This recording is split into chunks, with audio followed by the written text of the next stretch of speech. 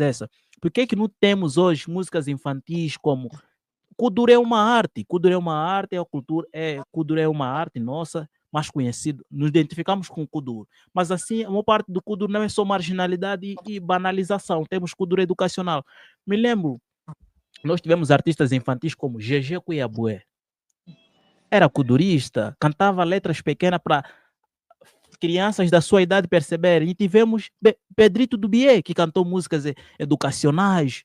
Cadê esses Pedrito? Mataram-se Pedrito, mataram-se GG Cuiabá e já não temos. Agora temos o tal de Tsunami, que eu não conseguimos entender o que essa letra está a trazer. Uma letra tão pesada, obscena, passa nas nossas televisões, na nossa rádio. Mas onde é que está o Ministério da Cultura? E onde é que está o INAC? Bem, a grande verdade, hoje, e falou do Ministério, enquanto falava, eu me lembrei que o primeiro Ministério é as casas, é as famílias. Primeira regra. E esse Ministério Família, esse modelo, esse patrimônio tem estado ausente das suas obrigações. Isso é uma verdade que nós estamos a viver.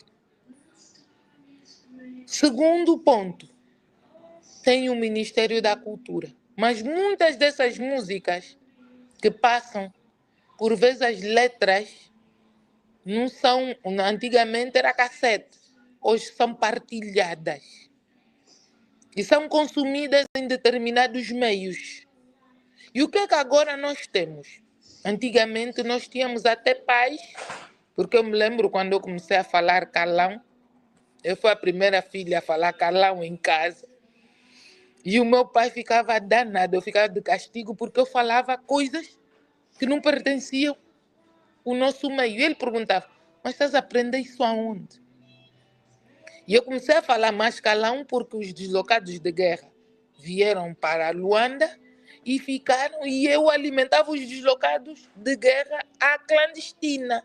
Retirava os produtos da minha casa e ia fornecer. Até os meus pais darem conta que já não estava na casa da fulana, passava por lá, mas já levei. Oh, o processo foi. E foi na rua que eu comecei a aprender com os deslocados de guerra a falar calão. E o meu pai falava que isto não era na casa dele. Hoje, o calão ganhou essa proporção mundial. Por quê? Porque as línguas têm essa influência. O Brasil utiliza muito isso na forma de estar. É uma das marcas de quem vive no Brasil. Você já não fala a nossa variação angolana, você fala mais abrasileirado. A influência faz isso. Então, o Ministério da Cultura, que é o órgão de tutela, que cria e visa políticas públicas, ele não defende. Mas aí está outra particularidade, defendendo ou não. Nem pune.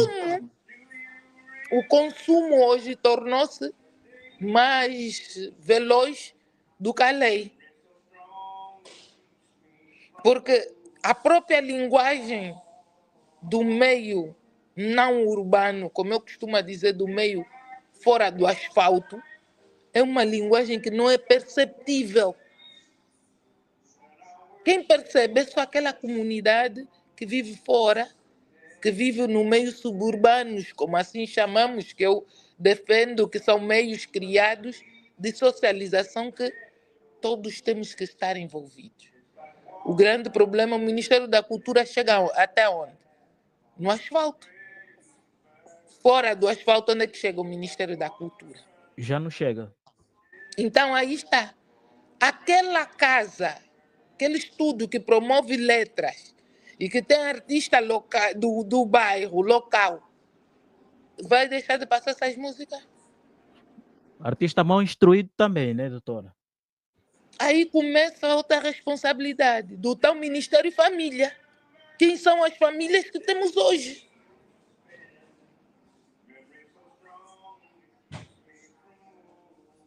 Porque aí começa a responsabilização social. Então, ficamos sempre nisto e nesse entendimento de quem é a culpa. E a culpa não morre solteira, porque onde existe homens, existe vontade. E quando existe vontade, as pessoas têm que sentar, resolverem e caminharem. Mas eu pergunto, quem tem vontade de retirar essas músicas que vendem? Há discotecas, ou bares, ou pubs, que só tocam essas músicas. Agora a doutora vai me dizer, e a nossa televisão tem um meio de comunicação muito preponderante na comunicação, porque nós estamos nas nossas casas acima de uma tela, né? Nós precisamos que o Ministério também da Telecomunicação Uhum. tem que ter uma responsabilidade tão grande quanto esses artistas, porque nós temos esses artistas que vão lá na televisão promover essas músicas, Nos últimos danças. tempos já não estão a ser assim tão bem. Houve uma altura sim, porque era uma forma, como eu digo, como a tua lei agora no Brasil, do nosso tema da adultocência, Da adultização. Né? A adultização da adultocência, que aí já é lei, aqui ainda não. Então a doutora vai me dizer que, quer dizer que... Então o que estou a tentar dizer é que antigamente nas televisões tinha muito mais. Até tínhamos o programa do próprio SEBEM que promovia isto. E também o SEBEM já naquela altura já escolhia. Então nós hoje também já estamos entrando noutra era. E é bem verdade que, infelizmente, o desenvolvimento para a maldade é sempre mais veloz do que a própria legislação. Isso em toda a parte do mundo. É verdade, é verdade. Isso que a doutora disse, eu me lembro numa imagem aqui que eu vou colocar. Porque nós, os pais, somos os primeiros a ensinar nossos filhos em casa. Rapaz, às vezes, quando estão em casa, o que é que eles fazem? Em vez deles ficarem todos a conversar com os filhos, então, para o filho passar tempo, para ele se ocupar em outro determinado lugar, dá o celular, dá smartphone no filho para ficar ocupado. Não sabe o que é que o filho está a fazer nesse smartphone, o filho vai vendo coisas, vai alimentando, vendo essas coisas. Amanhã, quando ele crescer, o pai assusta como é que ela aprendeu. E nós estamos numa geração Z, que as crianças têm muita criatividade em aprender as coisas. Estamos aqui, por exemplo, diante de uma exposição, uma criança está com um iPhone na mão, né, doutora? Aí conseguiu ver. Ninguém está percebendo que é só nós ver como é que ela está toda atenta a assistir. Então isso me faz lembrar aquilo que a doutora disse, né? O primeiro ministério é em casa. Ela tem um telefone que é salário de 10, 15 pessoas. Ok? Como é que um pai vai dar um salário que sustenta famílias, outras famílias, na mão de uma pessoa que nem sequer ainda sabe exprimir o que está a sentir? Primeiro começa essa responsabilidade. E depois, hoje, muitos urologistas e muitos oftalmologistas já pedem o não uso. Há países até que já tem lei que o filho não pode usar o smartphone ou qualquer outro equipamento até os 18 anos. Por quê? Porque deu-se conta que ele não está a aprender, ele está a regredir. Então, quando falamos nos ministérios, sabe que o mundo da globalização é atraente. A Muito. globalização é atraente, mas a responsabilização é individual. Afirmativo. O que é que nós temos estado a consumir, nós, humanidade? E hoje já não é tão fácil vermos culturista como víamos antes nas televisões. Já não é. Tem um canal de música, vai para aí. Que é o bico duro agora? Vai para aí. Mas já não é como era. Então, tendemos a viver. Agora, eu vejo adultos que contratam DJ para pôr só esse tipo de música na festa.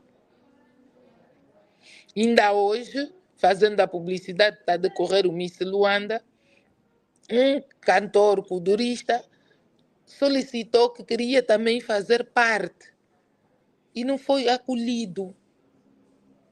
E é um cantor famosinho. Mas a presidente do comitê de Miss Luanda disse: nós não. Aqui não. Porque nós agora queremos ter pessoas diferentes. Então, está a ver a mudança? Não parece, né? Mas existe mudança sim. Mas agora, como psicóloga que és, não acha que vocês têm que trabalhar mais com os fazedores de estilo musicais, independentemente do estilo, como psicóloga que vocês não têm